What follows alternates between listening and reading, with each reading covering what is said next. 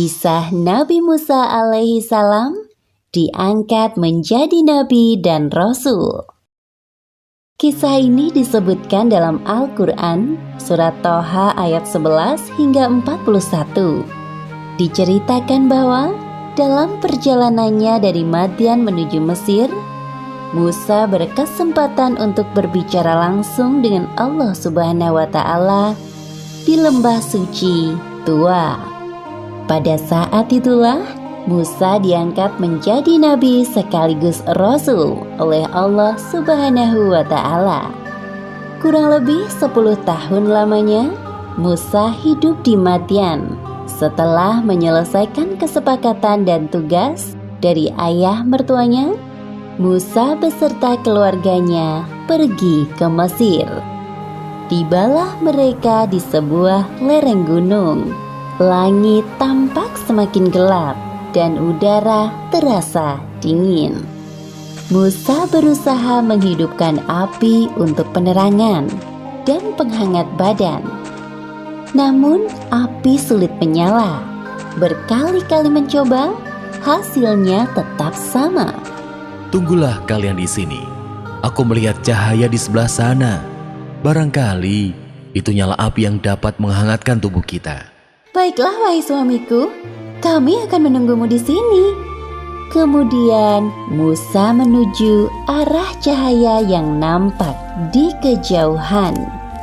Ternyata benar, ada nyala api besar dari sebatang pohon.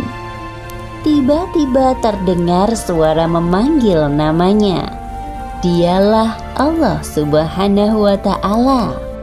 Allah Subhanahu wa Ta'ala memerintahkan Musa untuk melepaskan sandalnya karena ia sekarang berada di lembah yang suci Tua.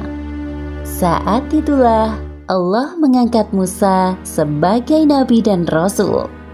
Kemudian Allah menurunkan wahyu kepada Nabi Musa seperti yang disebutkan dalam Al-Quran, surat Toha ayat 13 hingga 14. Dan aku telah memilih engkau, maka dengarkanlah apa yang akan diwahyukan kepadamu. Sungguh, aku ini Allah, tidak ada Tuhan selain aku. Maka sembahlah aku dan laksanakan sholat untuk mengingat aku. Nabi Musa adalah salah satu nabi yang diberi kelebihan untuk berbicara secara langsung dengan Allah, seperti yang disebutkan dalam Al-Quran, surat Toha ayat 17. Dan apakah yang ada di tangan kananmu, wahai Musa? Ini tongkat yang membantu berjalan untuk mencari makanan bagi ternak peliharaan kami dan juga untuk keperluan yang lainnya. Kemudian Allah menyuruh Nabi Musa melemparkan tongkatnya. Nabi Musa melemparkan tongkatnya ke tanah. Tiba-tiba tongkat itu berubah menjadi ular besar. Nabi Musa surut ke belakang karena ketakutan melihat tongkatnya berubah menjadi ular besar. Allah menghibur Nabi Musa yang ketakutan, seperti firman-Nya dalam Al-Quran, surat Toha ayat 18. Peganglah ia dan jangan takut, kami akan mengembalikannya kepada keadaan semula. Lalu Nabi Musa diperintahkan Allah untuk memasukkan tangannya ke dalam lengan baju, seperti yang disebutkan dalam Al-Quran, surat Toha ayat 22. Dan kepitlah tanganmu ke ketiakmu, niscaya ia keluar menjadi putih bercahaya tanpa cacat, sebagai mukjizat yang lain.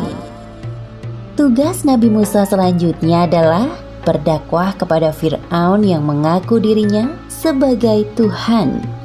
Beliau merasa takut karena dulu secara tidak sengaja pernah membunuh seorang Kipti, penduduk asli Mesir yang menyebabkannya melarikan diri kematian.